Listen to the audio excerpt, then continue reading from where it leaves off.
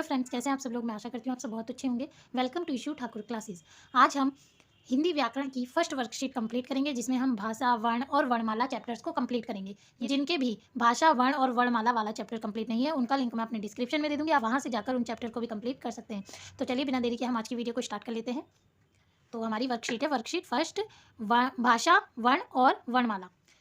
तो हमारा क है, सही विकल्प पर सही का चिन्ह लगाइए। तो हमें क्या करना है, सही विकल्प पर राइट टिक करना है। तो हमारा नंबर 1 क्वेश्चन है, भाषा के रूप हैं। तो भाषा के कितने रूप हैं? भाषा के 2 रूप हैं, तो हम 2 पे राइट टिक कर देंगे। कौन कौन से हैं? मौखिक और लिखित। 2 रूप हैं भाषा के, मौखिक और लिखित, तो हम 2 पे राइट टिक कर देंगे। हमारा सेकंड क्वेश्चन है, बोलकर अपनी बात को समझाना भाषा का कौन सा रूप है? तो क्या करें हम, बोलकर अपनी बात को समझा रहे हैं, तो ये कौन सा रूप हो जाएगा? मौखिक रूप। तो हम मौखिक पे राइट टिक कर देंगे। वर्णमाला में स्वरों की संख्या है, हमारा थर्ड है, वर्णमाला में स्वरों की संख्या है। तो यहाँ किसकी संख्या पूछी गई है? स्वरों की। तो स्वरों की संख्या कितनी होती है? 11। तो हम 11 पे राइट टिक कर देंगे।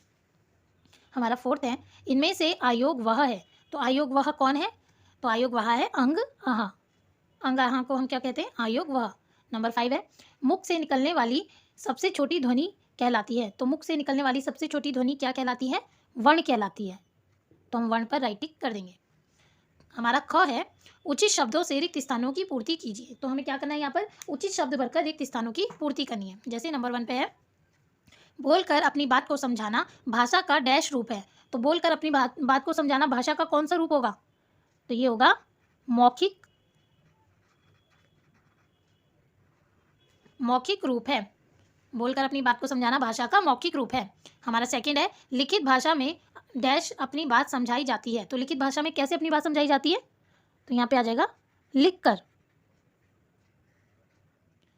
तो लिखित भाषा में हम कैसे अपनी बात को समझाते हैं? लिख कर अपनी बात को समझाते हैं। नंबर 3 है, अखबार पढ़ना डैश भाषा का उदाहरण है। तो अखबार पढ़ना कौन सी भाषा का उदाहरण होगा? मौखिक भाषा का। तो यहाँ पे भी आ जाएगा मौखिक भाषा का उदाहरण है। फोर्थ है हमारा, वर्णों के व्यवस्थित समूह को डैश कहते हैं। तो वर्णों के व्यवस्थित समूह को क्या कहेंगे? वर्णमाला कहते हैं। हमारा 5 है, संयुक्त व्यंजनों की संख्या होती है। तो कितनी होती है? 4। संयुक्त व्यंजन 4 होते हैं ना, तो यहाँ पे हम लिख देंगे 4। तो अब हम देखेंगे ग।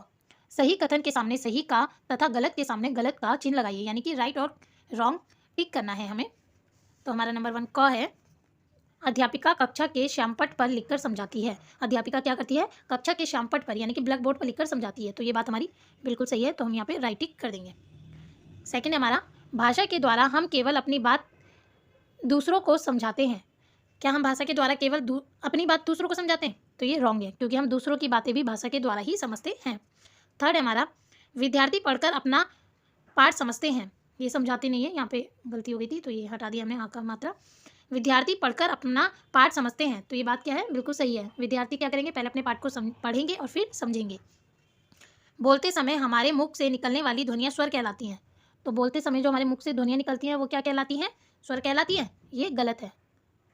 मुख से निकलने वाली ध्वनियों को वर्ण कहते हैं, जो मैं पहले चैप्टर में आपको पढ़ा चुकी हूँ, इसीलिए वो चैप्टर कंप्लीट करना जरूरी है। हिंदी वर्णमाला में 33 व्यंजन होते हैं। तो ये बात बिल्कुल सही है, तो हम इस पर राइट टिक कर देंगे, क्योंकि वर्णमाला में 33 व्यंजन और 11 स्वर होते हैं। अब हम देखेंगे घ। निम्नलिखित वर्णों में से स्वरों तथा व्यंजनों को छांटकर अलग अलग कीजिए। हमें क्या करना है, यहाँ पे कॉलम दिए हुए हैं, स्वर और व्यंजन को इनमें से छांटकर अलग अलग कॉलम में लिखना है। तो चलिए कर लेते हैं। क क्या है? व्यंजन है, तो हम इसे व्यंजन वाले कॉलम में लिखेंगे। अ स्वर है, तो हम इसे स्वर वाले कॉलम में लिखेंगे। ठ भी व्यंजन है, तो इसे व्यंजन लिखेंगे। ई स्वर है। च व्यंजन है। री स्वर है। थ व्यंजन है। म क्या है? व्यंजन है। अंग स्वर है। ज व्यंजन है। उ स्वर है। र व्यंजन है। ओ क्या है? स्वर है, तो हम इसे स्वर वाले कॉलम में लिख देंगे। त व्यंजन है, तो हम इसे व्यंजन वाले कॉलम में लिख देंगे। ए स्वर है, ए से एड़ी, और ऐ भी स्वर है, ऐसे ऐनक, तो हम इन्हें स्वर वाले कॉलम में लिख देंगे। तो अब हम, इतना हमारा कंप्लीट हो चुका है। अब हम देखेंगे ड। नीचे दिए गए स्थानों पर संयुक्त व्यंजन लिखिए। तो हमें क्या करना है? नीचे दिए गए स्थानों पर संयुक्त व्यंजन लिखने। तो संयुक्त व्यंजन कितने होते हैं? 4। हम पहले पढ़ चुके हैं, संयुक्त व्यंजन 4 होते हैं। कौन कौन से होते हैं? छ, त्र, ज्ञ श्र। क्या है? छ त्र ज्ञ श्र। ये क्या है? संयुक्त व्यंजन है। अब हम देख लेते हैं चौ। उचित मिलान कीजिए। हमें यहाँ पे क्या करना है? उचित मिलान करना है, यानी कि इन्हें सही ढंग से मिलाना है। जैसे पत्र लिखना। पत्र लिखना क्या है? मौखिक रूप है, अंगहा है, लिखित रूप है। तो पत्र लिखना लिखित रूप है, इसमें लिख रहे हैं ना, तो ये लिखित रूप होगा। भाषण देना मौखिक रूप है, बोलकर भाषण देते हैं। अतिरिक्त वर्ण अंग अहा है। तो इसी के साथ ही हमारा कंप्लीट होता है मिलान। आज हम सेकंड वर्कशीट कंप्लीट करने वाले हैं, जिसका टॉपिक है मात्रा परिचय शब्द वाक्य। इसका टॉपिक है मात्रा परिचय, जो हमारे पुराने चैप्टर हैं उनमें कंप्लीट हो चुका है हिंदी व्याकरण का, और शब्द वाक्य भी कंप्लीट हो चुका है। जिनके भी पुराने चैप्टर या मात्रा परिचय या शब्द वाक्य कंप्लीट नहीं है, उनका लिंक मैं अपने डिस्क्रिप्शन में दे दूंगी, आप वहाँ से जाकर उन चैप्टर्स को भी कंप्लीट कर सकते हैं। तो चलिए बिना देरी के आज की वीडियो स्टार्ट कर लेते हैं। हमारा क है सही विकल्प पर सही का चिन्ह लगाइए। तो हमें क्या करना है? सही विकल्प पर, यानी कि जो इसका ऑप्शन सही है उस पर राइट टिक करना है। तो सबसे पहले है नंबर 1 पर है किस स्वर की मात्रा नहीं होती। तो किस स्वर की मात्रा नहीं होती? हम मात्रा वाले चैप्टर में पढ़ चुके हैं। अ से अनार स्वर की कोई मात्रा नहीं होती, तो हम इस पर राइट टिक कर देंगे। हमारा नंबर 2 है सेब में किसकी मात्रा है। सेब शब्द जो है इसमें किसकी मात्रा है? ए की, आई की, ओ की। तो इसमें है ए की मात्रा, तो हम ए को राइट टिक कर देंगे। नंबर 3 पर है ओ का मात्रा चिन्ह है। जो छोटा ओ है उसका मात्रा चिन्ह कौन सा है? ये बड़े ओ का है, और ये री से ऋषि का है, तो ये जो ये ब है ये है छोटे ऊ का चिन्ह, मात्रा चिन्ह। इसमें हमारा नंबर 4 क्वेश्चन है वर्णों के सार्थक क्रम से बनते हैं। तो वर्णों के सार्थक क्रम से क्या बनेंगे? वर्णों के व्यवस्थित समूह को वर्णमाला कहते हैं, और वर्णों के सार्थक क्रम से शब्द बनते हैं। नंबर 5 है इनमें से सार्थक शब्द है। इनमें से सार्थक शब्द क्या है? लकम, मकल, कलम। तो सार्थक शब्द है कमल। ख है हमारा ओ की मात्रा वाले शब्दों को अलग करके लिखिए। ओ की मात्रा को क्या करना है? अलग करके लिखना है, जो इस मात्रा के शब्द हैं। ओ की मात्रा किसमें आती है? कौवा। इसमें ओ की मात्रा नहीं आती। कोयल, कोयल में ओ की मात्रा है, तो अब हम लिख देंगे यहाँ पे कोयल। मुर्गी, मुर्गी में भी ओ की मात्रा नहीं है। मोर, मोर में ओ की मात्रा है। चोर, चोर में भी ओ की मात्रा है। दिल, दिल में ओ की मात्रा नहीं है। मोहन, मोहन है, मोहन में ओ की मात्रा है। और अमन में ओ की मात्रा नहीं है। तो ये 4 शब्द हैं जिनमें ओ की मात्रा है। हमारा ग है शब्दों को सही क्रम में रखकर वाक्य बनाइए। हमें क्या करना है? ये इन्हें व्यवस्थित ढंग से रखना है और सही वाक्य को बनाना है। नंबर 1 पर है जाता स्कूल है मोहित। तो ये कोई वाक्य नहीं हुआ, तो यहाँ पे क्या हो जाएगा? मोहित स्कूल जाता है, स्कूल जाता है। नंबर 2 पर है कुत्ता भौंकता। तो कभी भी हम किसी से ये बोलते हैं है कुत्ता भौंकता? नहीं बोलते ना, तो क्या बोलते हैं? कुत्ता भौंकता है। नंबर 3 है धोती कपड़े माँ है। तो धोती कपड़े माँ है? नहीं, माँ कपड़े धोती है।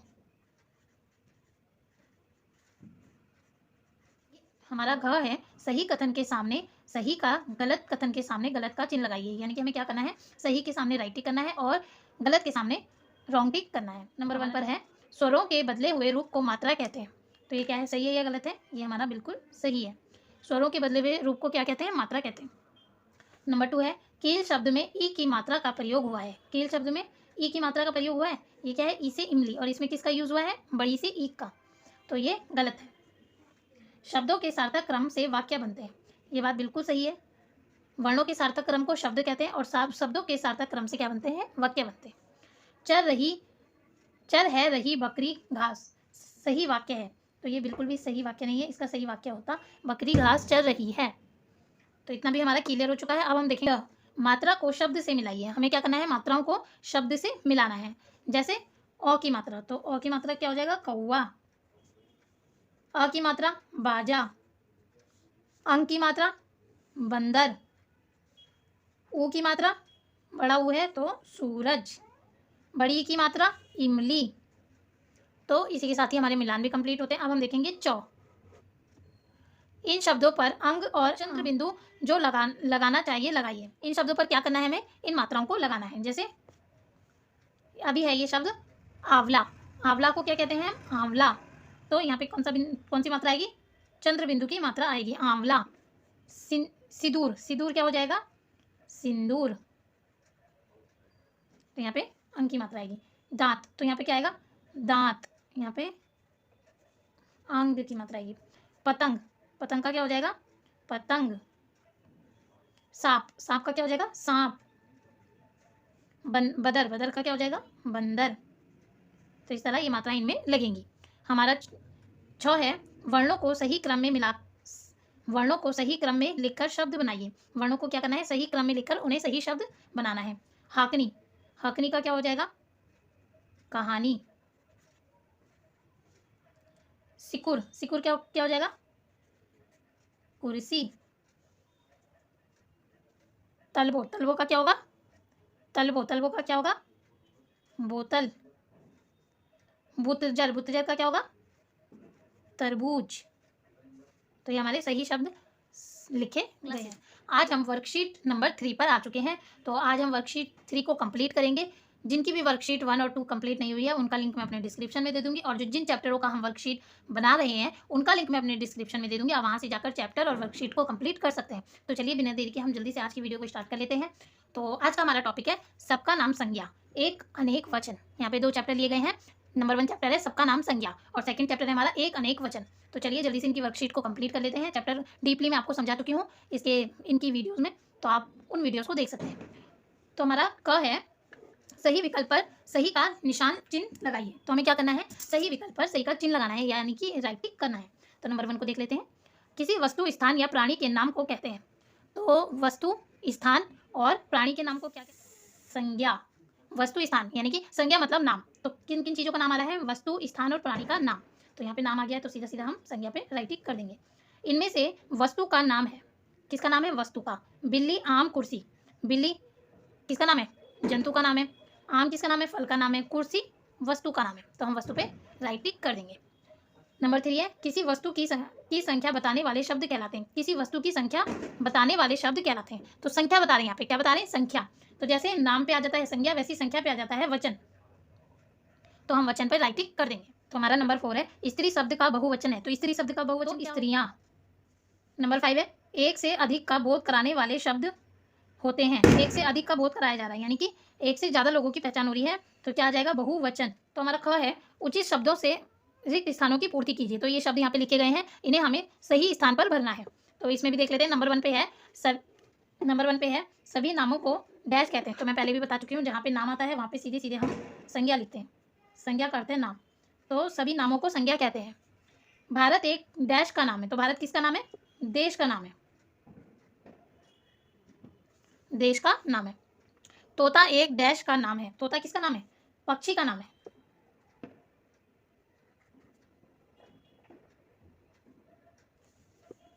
तोता एक पक्षी का नाम है। वचन के डैश भेद हैं। कितने भेद हैं वचन के, 2 भेद। कौन कौन से, एक वचन, बहुवचन। साड़ी शब्द का बहुवचन है। साड़ी का बहुवचन क्या होगा, साड़ियाँ,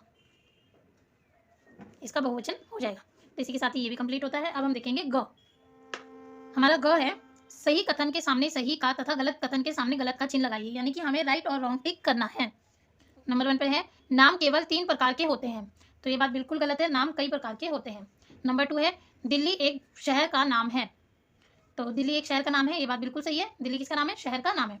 नंबर 3 है, एक संख्या का बोध कराने वाले शब्द एक वचन कहलाते हैं। ये बात भी बिल्कुल सही है, एक संख्या का बोध हो रहा है तो एक वचन। नंबर 4 है, गधा शब्द का बहुवचन गधे है। तो ये भी बात बिल्कुल सही है, गधे का बहुवचन होगा गधे। नंबर 5 है, नदियाँ शब्द का एक वचन नदी है। ये भी बिल्कुल सही है, नदी का बहुवचन क्या होगा, नदियाँ।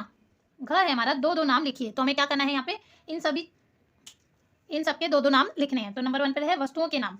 तो वस्तुओं के नाम क्या होगा, वस्तु कौन है, कुर्सी, मेज, ये हो गए वस्तुओं के नाम। अब है शहरों के नाम। हरिद्वार, आप कमेंट में बताइएगा आप कहाँ से हैं।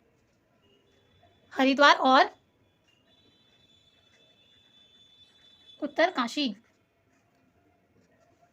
नदियों के नाम में भी कुछ भी लिख सकते हैं, जैसे मैं लिखूंगी गंगा, यमुना। फलों के नाम आम और केला। महीनों के नाम, जनवरी, फरवरी। कुछ भी लिख सकते हैं आप, मार्च, अप्रैल से फिर हो जाएंगे महीनों के नाम। अब हम देखेंगे ड। निम्नलिखित शब्दों के बहुवचन लिखिए। तो हमें क्या करना है, इन शब्दों के बहुवचन लिखने हैं। जैसे चिड़िया, तो चिड़िया का बहुवचन क्या हो जाएगा, चिड़िया। जैसे संतरा, संतरा का बहुवचन क्या हो जाएगा, संतरे। वस्तु, वस्तु का बहुवचन होगा वस्तुएं। शिक्षिका, शिक्षिका का क्या हो जाएगा, बहुवचन क्या हो जाएगा, शिक्षिकाएं। गाड़ी, गाड़ी का बहुवचन होगा गाड़ियां। पंखा, पंखे का बहुवचन होगा पंखे। तो इस तरह हम इनके बहुवचन लिख देंगे। क्लासेस, आज हम वर्कशीट नंबर 4 को कंप्लीट करेंगे, जिसमें हमारे चैप्टर है स्त्री, पुरुष, लिंग और सर्वनाम। इन चैप्टरों को, इससे पुरानी जितनी भी वर्कशीट है, वर्कशीट नंबर 1, 2, 3, उनका लिंक भी मैं अपने डिस्क्रिप्शन में दे दूंगी, आप वहां से जाकर उन्हें भी कंप्लीट कर सकते हैं। तो चलिए बिना देरी के हम आज की वीडियो को स्टार्ट कर लेते हैं। तो सबसे पहले है वर्कशीट नंबर 4। 2 चैप्टर है इसमें, एक है लिंग और एक है सर्वनाम। तो इसका क देख लेते हैं। सही विकल्प पर सही का चिन्ह लगाइए, यानी कि हमें क्या करना है, सही आंसर पर राइटिंग करना है। तो नंबर 1 देख लेते हैं। स्त्री जाति या पुरुष जाति का बोध कराने वाले शब्द कहलाते हैं। इसमें तो ये 3 ऑप्शन है, वचन, लिंग, संज्ञा। बोध कराने वाले शब्द क्या कहलाएंगे, लिंग। स्त्री और पुरुष जाति का बोध कराने वाले शब्द लिंग कहलाते हैं। नंबर 2 है हमारा, स्त्री जाति का बोध कराने वाले शब्द हैं। स्त्री जाति का बोध कराने वाले शब्द क्या कौन है, स्त्रीलिंग, क्योंकि इससे क्या हो रहा है, स्त्री जाति का बोध हो रहा है, तो ये क्या कहलाएंगे, स्त्रीलिंग। नंबर 3 है हमारा, संज्ञा के स्थान पर प्रयोग किए जाने वाले शब्द कहलाते हैं। तो किसके स्थान पर, संज्ञा के स्थान पर। और संज्ञा किसे कहते हैं, नाम को। तो नाम के स्थान पर क्या आ जाएगा, सर्वनाम। तो संज्ञा के स्थान पर प्रयोग किए जाने वाले शब्द सर्वनाम कहलाते हैं।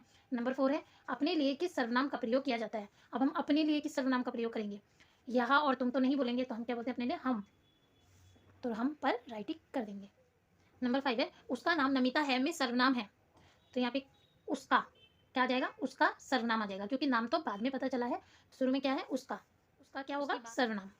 अब हम देखेंगे ख। उचित शब्दों से रिक्त स्थानों की पूर्ति कीजिए। हमें क्या करना है, यहाँ पे उचित शब्द भरकर रिक्त स्थानों की पूर्ति करनी है। जैसे नंबर 1 पे है हमारा, पुरुष जाति का बोध कराने वाले शब्द डैश कहलाते हैं। तो पुरुष जाति का बोध कौन कराएंगे, ऊपर हम लिख चुके हैं, स्त्री जाति का बोध कराने वाले शब्द स्त्रीलिंग कहलाते हैं। तो पुरुष जाति का बोध कराने वाले शब्द क्या कहलाएंगे,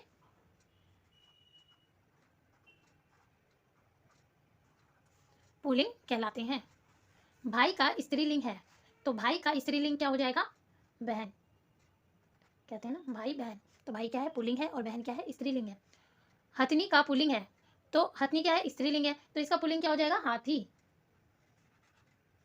हाथी इसका पुल्लिंग हो जाएगा। नंबर 4 है, तुम सर्वनाम का प्रयोग किया जाता है। तो हम तुम सर्वनाम का अधिकतर हम तुम किसे बोलते हैं, तो तुम सर्वनाम का प्रयोग किसके लिए किया जाता है, अपनों से छोटों के लिए।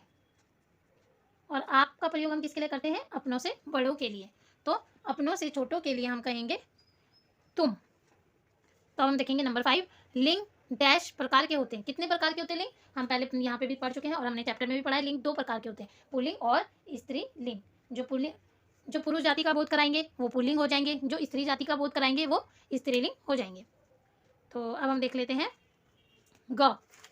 निम्नलिखित सर्वनाम शब्दों से एक एक वाक्य बनाइए। तो हमें क्या करना है, ये सर्वनाम शब्द दिए हैं, इनसे क्या बनाना है, वाक्य बनाना है। तो हम नंबर 1 देख लेते हैं, उसका। उसका से हम क्या वाक्य बनाएंगे,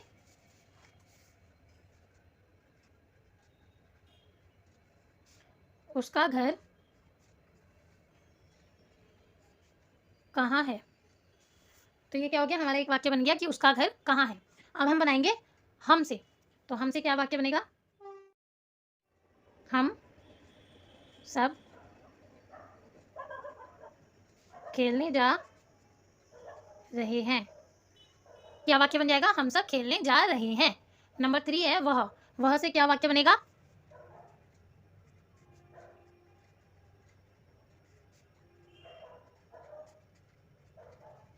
इससे बनेगा वह स्कूल जाता है।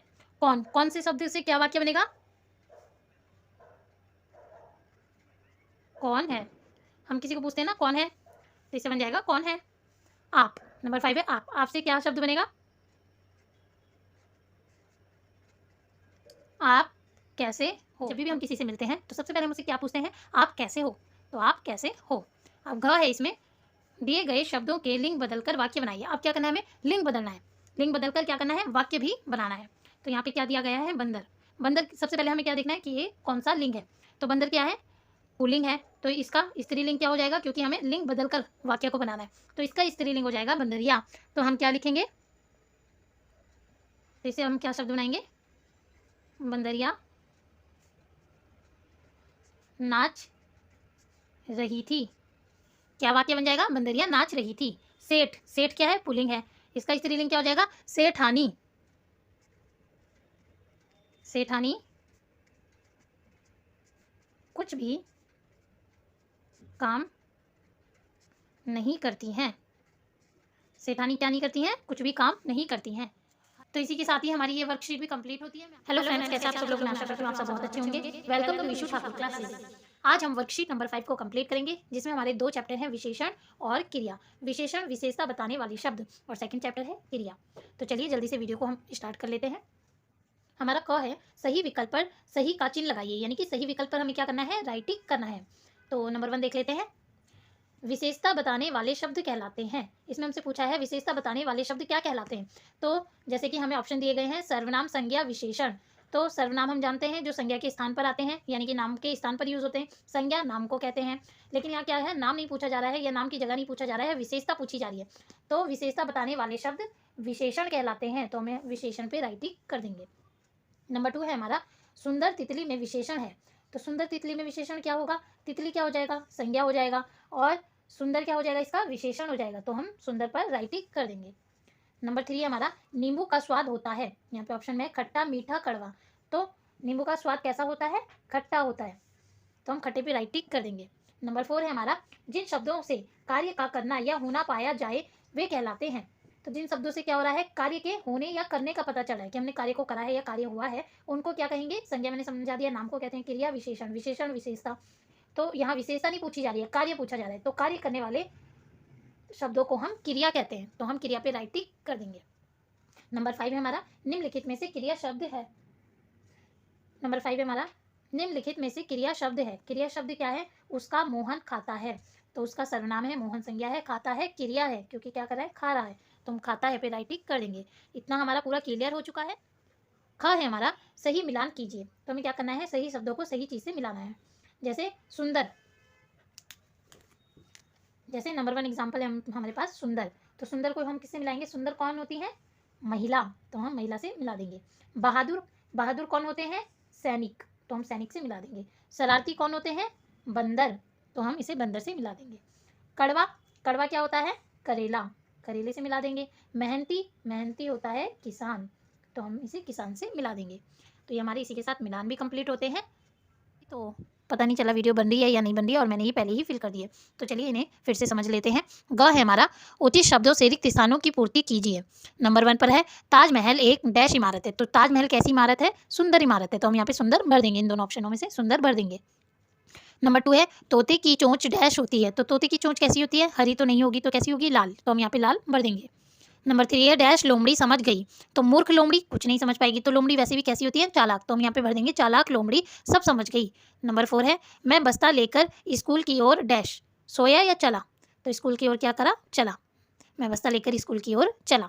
तो हमारा ग भी कंप्लीट होता है। अब हम देखेंगे घ। तो हमारा घ है, नीचे दिए गए वाक्यों में, घ है, नीचे दिए गए वाक्यों में आए विशेषण शब्दों पर गोला बनाइए। हमें क्या करना है, इसमें जो विशेषण शब्द हैं उन पर गोला करना है। तो सबसे पहले नंबर 1 है, मुझे ठंडी आइसक्रीम पसंद है। तो यहाँ पे आइसक्रीम की बात हो रही है, और आइसक्रीम की विशेषता क्या होती है, ठंडी, तो हम इसकी विशेषता पर सर्कल कर देंगे कि आइसक्रीम, ठंडी आइसक्रीम पसंद है। नंबर 2 है, चीता बहुत तेज दौड़ता है। तो किसकी बात हो रही है, चीते की, तो उसकी किस चीज़ की बात हो रही है, दौड़ने की, और दौड़ने में उसकी विशेषता है तेज, वो धीरे नहीं दौड़ता, कैसे दौड़ता है, तेज दौड़ता है, तो हम तेज पर सर्कल कर देंगे। नंबर 3 है, बिल्ली एक चालाक जंतु है। तो यहाँ पे किसकी बात हुई है, बिल्ली की, और वो कैसी होती है, चालाक, यानी कि उनकी विशेषता क्या है, चालाक। नंबर 4 है, मीनाक्षी के घर पर एक हरा पेड़ है। तो किसकी बात चल रही है, पेड़ की, लेकिन उसकी विशेषता क्या है कि वो हरा पेड़ है, तो हम हरा पर सर्कल कर देंगे। मोक्ष के पास 3 पेंसिल हैं। तो विशेषता क्या है, मोक्ष के पास जो है वो 3 है, तो यहाँ पे 3 उनकी विशेषता है कि वो 3 पेंसिलें हैं।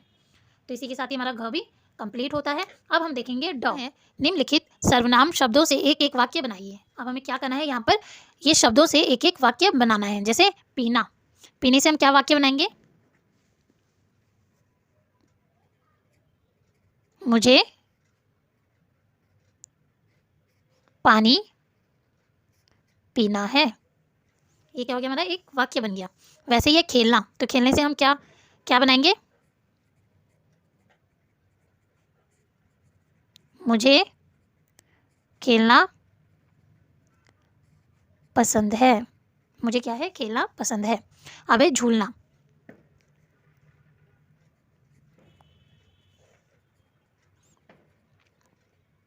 मुझे झूलना भी पसंद है।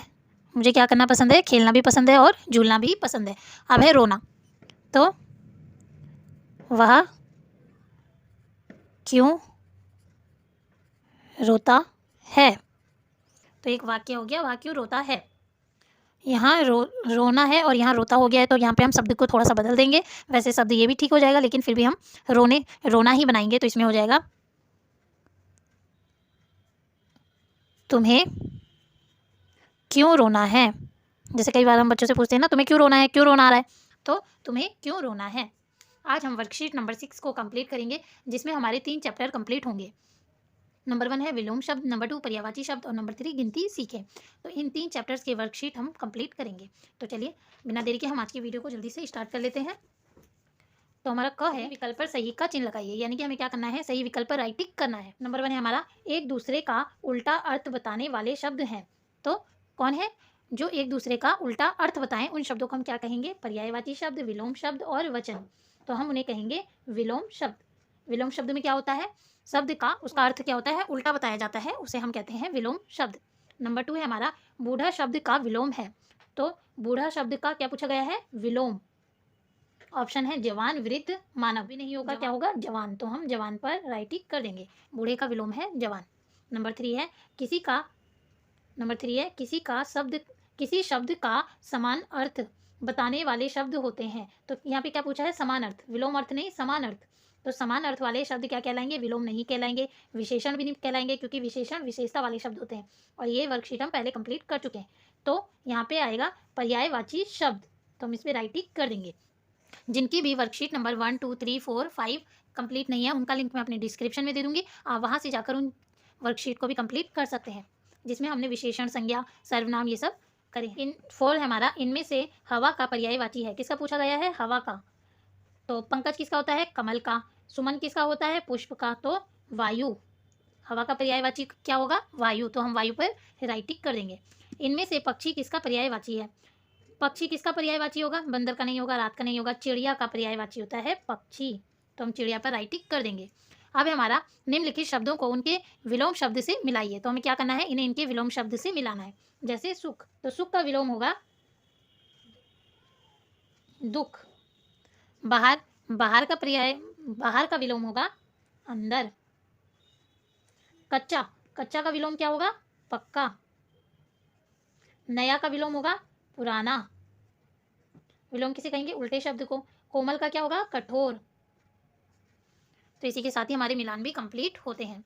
अब हम देखेंगे ग, रंगीन शब्दों के पर्यायवाची शब्द लिखिए। तो हमें क्या करना है, रंगीन शब्दों के पर्यायवाची शब्द लिखकर वाक्य को लिखना है। तो जैसे कि नंबर 1 है हमारा, मोना का घर दिल्ली में है। तो हम क्या लिखेंगे, मोना का गृह, गृह मीन्स घर, गृह दिल्ली में है। तो यहाँ आ जाएगा, मोना का गृह दिल्ली में है। जंगल का रास्ता बहुत कठिन है। तो हमें किसका पर्यायवाची करना है, जंगल का। तो जंगल का पर्यायवाची होता है वन। वन का रास्ता, बहुत हटा दूंगी मैं क्योंकि यहाँ पे जगह नहीं है, तो क्या हो जाएगा, कठिन है। वन का रास्ता कठिन है, तो जंगल से हमने वन कर दिया पर्यायवाची। पिता घर में सबका ध्यान रखते हैं। तो पिता का पर्यायवाची हो जाएगा तात। तात घर में सबका ध्यान, तो इसे आप कंप्लीट कर सकते हैं, रखते हैं। सूर्य पश्चिम दिशा में छिपता है, तो सूर्य का पर्यायवाची क्या होगा? सूर्य का पर्यायवाची हो जाएगा रवि या सूरज। तो हम यहाँ पे लिख देंगे सूरज। सूरज पश्चिम दिशा में छिपता है। क्या करता है? सूरज पश्चिम दिशा में छिपता है। तो ये भी हमारा कंप्लीट होता है। अब हम देखेंगे घ। बाकी शब्द सेम होंगे, सिर्फ क्या होगा, ये जो ये रंगीन शब्द हैं इनका पर्यायवाची शब्द लिखा जाएगा। तो घ है हमारा, निम्नलिखित संख्याओं को हिंदी अंकों में लिखिए। तो हमें इन संख्या का क्या लिखना है? इन संख्याओं को कैसे लिखना है? हिंदी में संख्या में, हिंदी अंकों में लिखना है। तो नंबर 1 पर है 4, तो 4 को शब्दों में कैसे लिखते हैं? 4 ऐसे।